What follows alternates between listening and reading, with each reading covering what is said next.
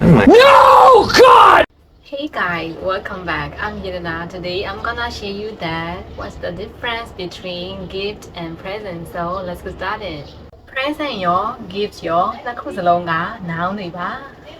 present ကိုဘယ်လိုအခြေအနေတွေမှာအသုံးပြုလဲဆိုတော့တစုံတစ်ယောက်ကတစုံတစ်ယောက်ကိုအရာဝတ္ထုပစ္စည်းတစ်ခုခုပေးတယ်အဲ့ဒီလိုပေးလိုက်တဲ့အတွက်လည်းပြန်လည်ရယူလို့တဲ့စိတ်မျှော်လင့်ချက်မရှိဘူးအဲ့ဒီလိုအခါမျိုးမှာ present ကိုအသုံးပြုပါတယ်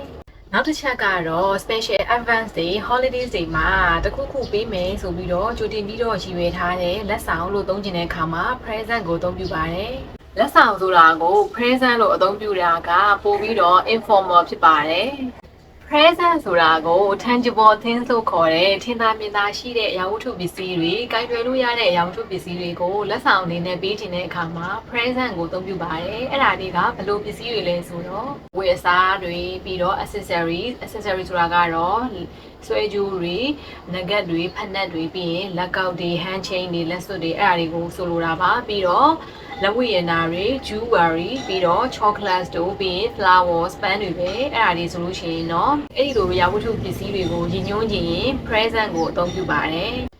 gift gift ဆိုတဲ့လက်ဆောင်ကိုတော့လက်ဆောင်တစ်ခုဆိုတာထက်ပိုပြီးတော့တန်ဖိုးထားလို့တဲ့ရည်ရွယ်ချက်နဲ့ပေးတဲ့အခါမျိုးမှာဆိုရင်တော့ gift ကိုအသုံးပြုပါတယ်နောက်တစ်ချက်က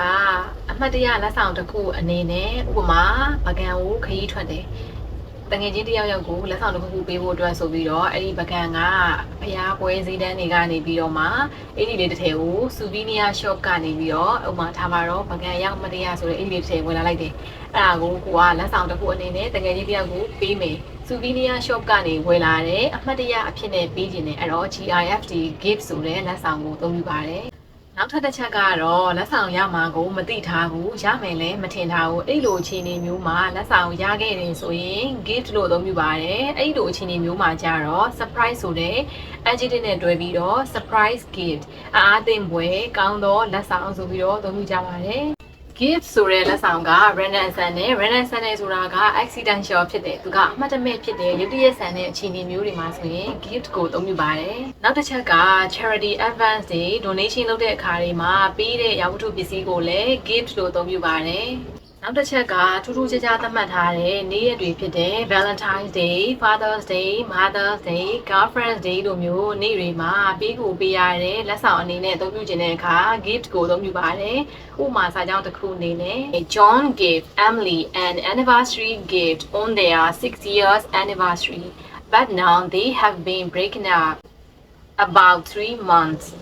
John က Emily ကိုသူတို့ရဲ့6နှစ်ပြည့်ပြပတ်လည်မှာ anniversary gift တစ်ခုကိုလက်ဆောင်တစ်ခုကိုပေးခဲ့တယ်။ဒါပေမဲ့အခုတော့သူတို့နှစ်ယောက်ပြတ်သွားတာ3လလောက်ရှိပြီ။ I'm so sorry about that case.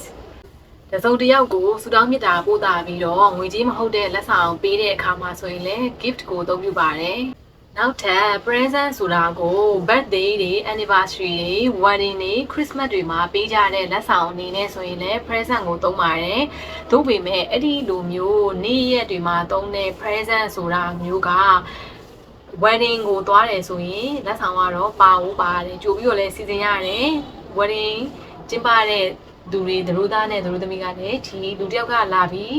ဆိုတာနဲ့လက်ဆောင်တစ်ခုပါလာမယ်ဆိုတော့ကြိုပြီးတော့သိပြီးသားနေထားတယ်အဲ့တော့အဲ့ဒါ present ကိုသုံးတယ် birthday ဆိုရင်လည်းဒီလိုပဲမွေးနေ့ကိုလာပါတယ်ဆိုမှလက်ဆောင်တော့ပါလာမှလူတိုင်းသိတယ်မွေးနေ့ရှင်ကလည်းသိမယ်လာတဲ့သူကလည်းသိရတယ်အဲ့တော့ကြိုတင်သိထားတဲ့အနေထားမျိုးကြိုတင်စီစဉ်ထားတဲ့လက်ဆောင်ဆိုရင်တော့ present ကိုသုံးပြုပါတယ်နောက်ဆုံးတစ်ချက်အနေနဲ့မဖြစ်မနေမှတ်ထားရမှာတစ်ခုက free ဆိုတဲ့ adjective နဲ့တွဲသုံးတဲ့အခါမှာဆိုရင်တော့ a free present လို့အသုံးပြုလေးမရှိပါဘူး a free gift လို့သာအသုံးပြုလေးရှိပါတယ်ဒါကိုတော့မဖြစ်မနေမှတ်ထားသင့်တယ်နော်ဒီနေ့ဗီဒီယိုလေးမှာရင်နာက present နဲ့ gift ကဘာကွာလဲဆိုတာကိုအသေးစိတ်ဆွေးနွေးတင်ဆက်သွားပါတယ်ဒီဗီဒီယိုလေးကဘာလို့အတွက်အကျိုးတူတရားရရှိခဲ့ရဆိုရင် Facebook page ကို follow လေးနေပြီးတော့ YouTube channel ကိုရောက်ရှိတဲ့အခါ subscribe နေပြီးတော့ Instagram ကိုရောက်ရှိတဲ့အခါမှာ follow လေးနေပြီးတော့ Telegram channel နဲ့ Viber channel ကိုရောက်ရှိတဲ့အခါမှာဆိုရင်လည်း subscribe လေးနေပြီးတော့ TikTok ကိုရောက်ရှိတဲ့အခါ follow လုပ်ထားနိုင်ပါတယ်ကျေးဇူးအများကြီးတင်ပါတယ် See you in my upcoming video byeအော်ဒါနဲ့ရှေ့ဗီဒီယိုမှာမောင်လေးတယောက်ကဒီလိုမျိုးလေးမှန်ထားပါတယ်အဝါပေးတာကတဲ့အသက်မပါသလိုဖြစ်နေတယ်အဲ့တော့အသက်ပါအဝါပေးလိုက်ပါမယ် စီပြပြီနော်တတ